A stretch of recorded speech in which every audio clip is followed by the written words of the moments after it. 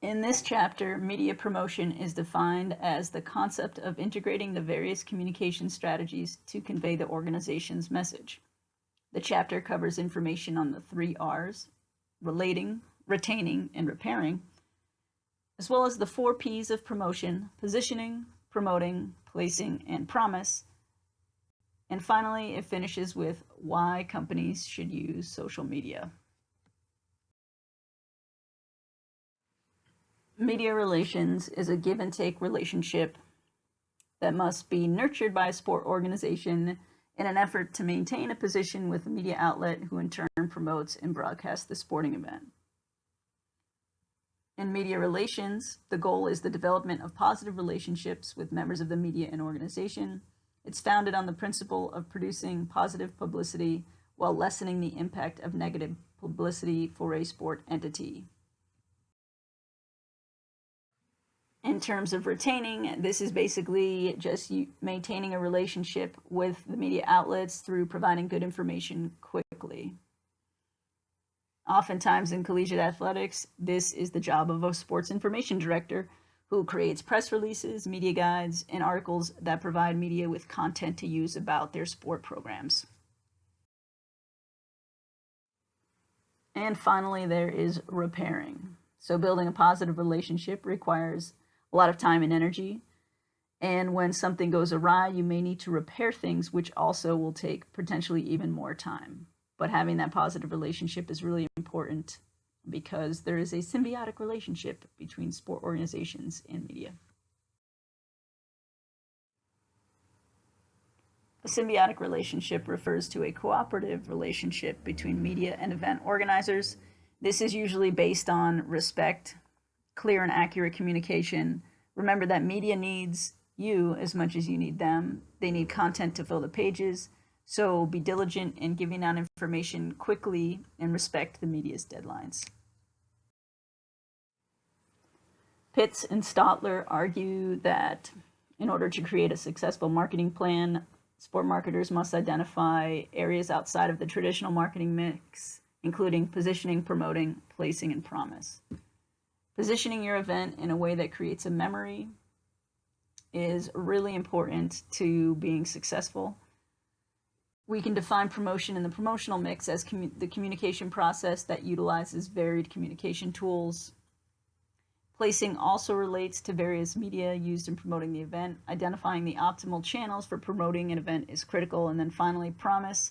This typically refers to evaluating how well did you do what you said you were going to do, and how well did you follow your plan for doing it.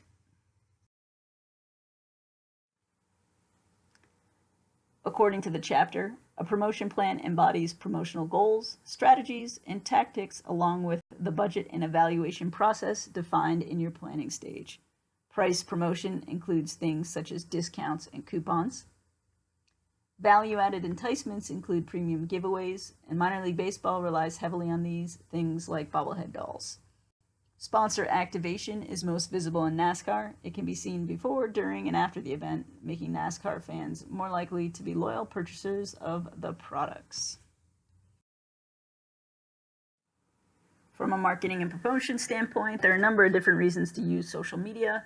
The first is cost effectiveness. To create accounts, it's free, and the reach is pretty extensive. So I think in the chapter it said Facebook reaches like 850 million people monthly, Twitter around 500 million people monthly. So there's a lot of opportunities there.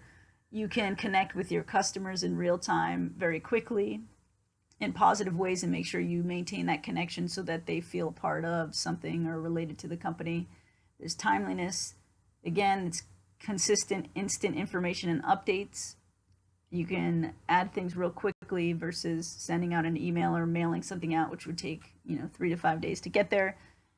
And then there's also flexibility. Because it's free, you can update promotions and information without having to pay.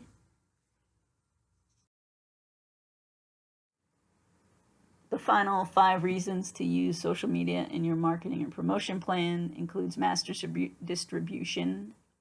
So if the United States Tennis Association has 75,000 followers, they send a tweet out about the next event.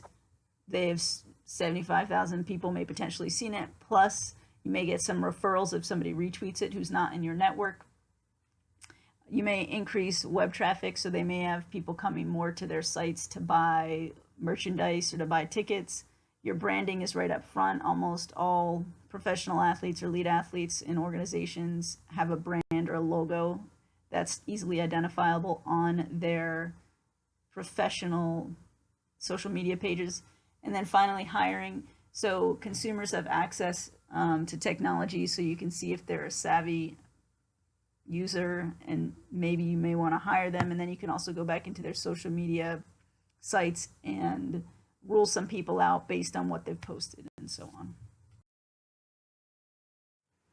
As the chapter detailed, it is important for sport organizations to maintain positive relationships with media outlets. You can do that through the 3 R's: relating, retaining, and repairing. In addition, the 4 P's of promotion: positioning, promoting, placing, and promise extend the marketing plan and ideally put an organization on the path to success. Finally, the chapter identifies 10 areas or reasons why to use social media, which boil down to social media is a low-cost, large reach, and highly flexible format and way to get your marketing and promotion plans out to the public.